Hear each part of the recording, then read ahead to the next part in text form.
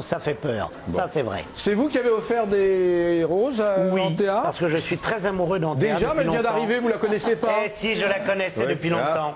Bon alors, Antea Chognot, c'est Victor Hugo, mon amour, au théâtre de la Comédie Bastille. Absolument. Alors, c'est l'incroyable histoire d'amour entre Juliette Drouet et Victor Hugo. Combien de temps ça a duré cette histoire d'amour? Alors c'est une histoire qui a quand même duré 50 ans ouais. Et durant laquelle ils ont échangé 23 653 lettres d'amour. Et vous les avez lues et vous en avez fait une adaptation. Exactement. On va se faire une petite idée en regardant un extrait, si vous le voulez bien.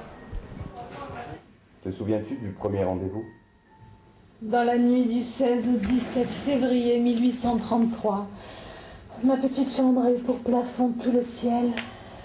Étreinte répétée dans la pénombre et le silence, pendant que dehors éclataient les pétards et les rires de Mardi Gras.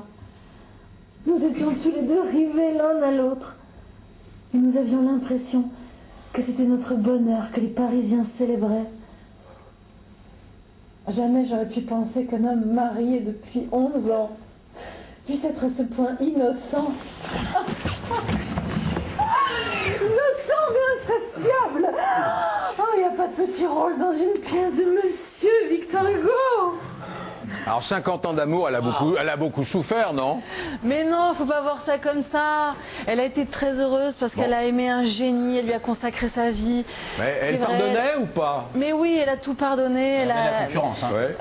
Elle a tout accepté et c'était une femme absolument délicieuse. Tiens, à propos de votre femme, je peux pas la voir ce soir. Hein. Caroline Grimm, pareil. Ouais, Oh, ouais. comme elle a du mérite. Mais franchement, Victor Hugo, on ne comptait plus ses maîtresses. Il en avait des dizaines. Mais c'était un génie. Enfin, un génie, c'est pas une raison.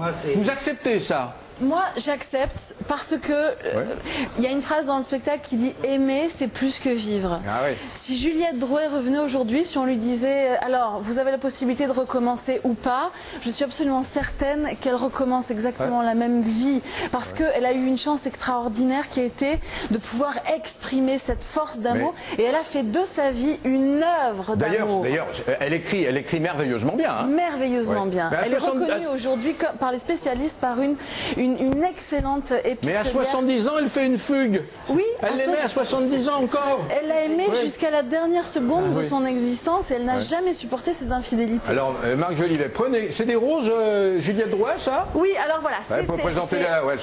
C'était l'occasion.